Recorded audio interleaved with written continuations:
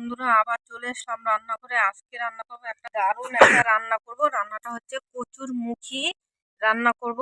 এই দেখুন আমি সেদ্ধ করে ছোট ছোট বলে আগে সিদ্ধ করে ছুলে নিয়েছি, পরিষ্কার করে নিয়েছি। এখানে নিয়ে নিচ্ছি লঙ্কার গুঁড়া হাফ চামচ জিরার গুঁড়া, হাফ চামচ ধনে গুঁড়া, হাফ চামচের থেকে কম একটু হলুদ নিয়ে নিচ্ছি। তাহলে দিব রসুন আর পেঁয়াজ বানাবো। ওর জন্য একটু দিয়ে দিলাম সরষের তেল। কড়াইটা গরম হয়ে গেছে, ছোলা তৈরি করব তার জন্য দিয়ে দিলাম তেজপাতা, একদম গাছ থেকে ছিঁড়ে নিয়ে আসছি, ধোয়া আছে। দিয়ে দিলাম কুচি,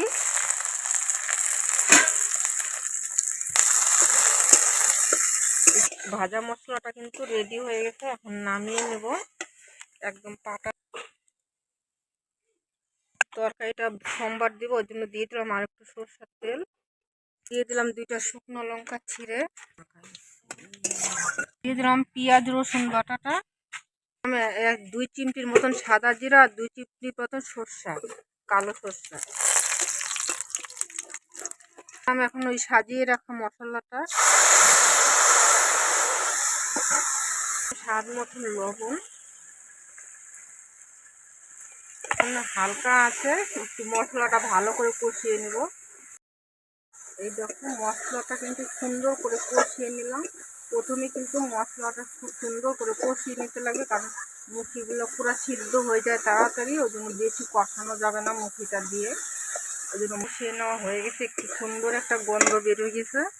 এখন দিয়ে দিলাম ওই সেদ্ধ করে রাখা মুখিগুলো।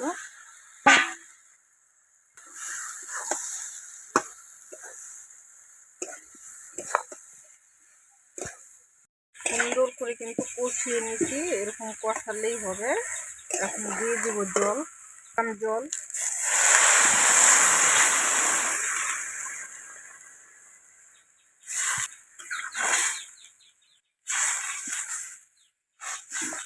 পাতাটা যে ভেজে রাখছি এখন একটু বেটে নেব। এখন দিয়ে দিলাম ওই তেজপাতাটা, পেঁয়াজ বাটাটা ভাজা,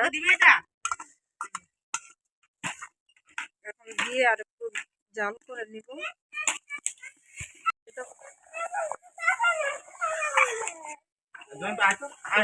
ডালনা কিন্তু হয়ে গেছে, এখন নামিয়ে নেব। নিয়ে নিলাম, গামলার মধ্যে ঢেলে দিলাম।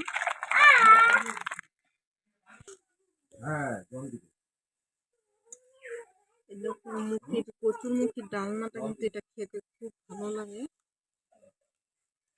আর প্লিজ আমার ভিডিওটা দেখবেন, লাইক কমেন্ট শেয়ার সাবস্ক্রাইব করে পাশে থাকবেন। আর একটা